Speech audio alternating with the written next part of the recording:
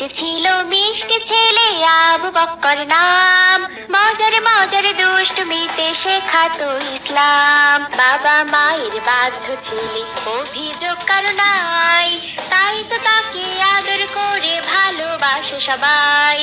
আবু বক্করের সাথে ইসলামের পথে।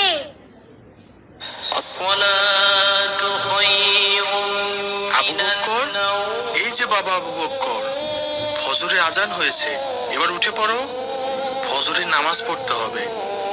এই যে বাবা, ওঠো, সূর্যোদয়ের আগেই ফজরের নামাজ পড়তে হয়। উঠে পড়ো বাবা। 7 বছর বয়স থেকে মহান আল্লাহ আমাদের উপর নামাজ ফরজ করেছেন। আসসালামু আলাইকুম। ওয়ালাইকুম আসসালাম বাবা। উফ বাবা, প্রতিদিন সকালবেলা ঘুম থেকে উঠে আমার ফজরের নামাজ পড়তে একদম ভালো লাগে না। আবু বক্কর, তুমি কিন্তু ঘুম থেকে উঠে দোয়া পড়তে ভুলে গেছো। জি বাবা, এখনই পড়ে নিচ্ছি। আলহামদুলিল্লাহ হিল্লাজি আহিয়ানা বাদানা আমাদানা ওয়া ইলাইহিন নুশুর। এবার চলো নামাজ আদায় করি। আমার ফজরের নামাজ পড়তে ভালো লাগে না বাবা। মা, মা, সকালের নাস্তা কি তৈরি হয়েছে মা? খেতে দাও না মা, আমার খুব ক্ষুধা পেয়েছে। এই তো আসছি বাবা, একটু অপেক্ষা করো। আহা বাবা, দেখো না আমার হাত খুব জ্বলে যাচ্ছে। মা, দেখো না আমার হাত খুব জ্বলে যাচ্ছে।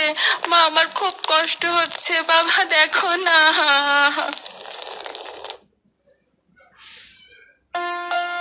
বাবা আবু বক্কর, সামান্য এই আগুনেই কতটা যন্ত্রণা। আর আমরা যদি নামাজ আদায় না করি, আল্লাহর কথা না শুনি, তাহলে আমাদেরকে জাহান্নামে শাস্তি দেওয়া হবে। জাহান্নামের আগুনে আমাদেরকে পোড়ানো হবে। আর পৃথিবীর আগুন তো জাহান্নামের আগুনের 70 ভাগের 1 ভাগ মাত্র, অথচ আমরা সে আগুনই সহ্য করতে পারি না। তাহলে জাহান্নামের আগুন কিভাবে সহ্য করব?